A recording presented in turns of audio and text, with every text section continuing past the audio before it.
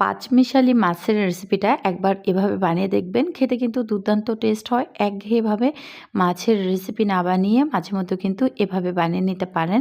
তো তার জন্য শুরুতেই মাছগুলোকে খুব ভালো করে পরিষ্কার করে নিয়েছি পানি ঝরিয়ে। এখন আমি প্রথমে মাছটার মাঝে দিয়ে দিয়েছি মরিচের গুঁড়ো, হলুদের গুঁড়ো এবং লবণ দিয়ে খুব ভালো করে মাছের গায়ের সাথে শুকনো মশলাগুলো মেখে নিব। তো লবণ, হলুদ, মরিচের গুঁড়ো যখন মেখে নেওয়া হয়ে যাবে, তারপর মাছগুলোকে আমি ভেজে নিব শুরুতেই। তো শুরুতেই একটা কড়াই বসিয়ে দিয়েছি চুলায়। এই কড়াইটা একদম যখন গরম হয়ে আসবে, ঠিক সে পর্যায়ে এখানে আমি কিছুটা শুকনা মরিচ ভেজে নিচ্ছি। তো শুকনা মরিচ বেটে কিন্তু একটু মাঝে মধ্যে রান্না করে দেখবেন, দেখা যায় বাটা মশলায় কিন্তু আলাদা একটা টেস্ট চলে আসে। আর আমি পাঁচমিশালি এই মাছগুলো ঝোল রান্না করব, এজন্য একটু মরিচটা ভেজে তারপর বেটে দিব।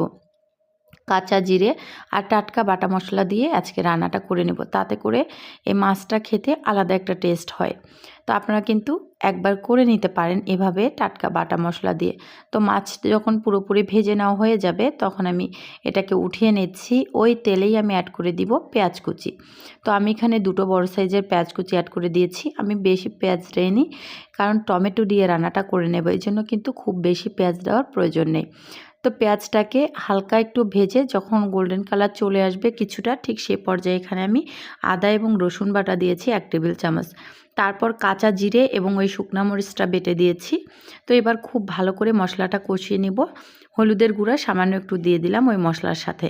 তো খুব ভালো করে মশলাটা কষিয়ে নিব। লবণটা আমি অ্যাড করেছি আগেই, এজন্য কিন্তু লবণটা দিচ্ছি না, একটু পরে লাগলে একটু দিয়ে নিব। তো লবণ মাছ ভাজার সাথে আমি অনেকটাই দিয়ে দিয়েছিলাম। সো যাই হোক, তারপর টমেটো দিয়ে দিলাম 3টা বড় সাইজের। টমেটোটা দেওয়ার পর একটু নেড়েচেড়ে এখানে আমি হাফ কাপ পরিমাণ পানি দিয়েছি। এখন সব কিছু খুব ভালো করে কষিয়ে নিব। প্রথমে টমেটোর সাথে মশলাটা কষিয়ে নিলাম, তারপর ভাজা মাছটা অ্যাড করে দিচ্ছি। এখন মাছটার সাথে সব কিছু খুব ভালো করে নেড়েচেড়ে একটুখানি মিক্সড করে নিচ্ছি। তো একটুখানি মিক্সড করে নেওয়া হয়ে গেছে।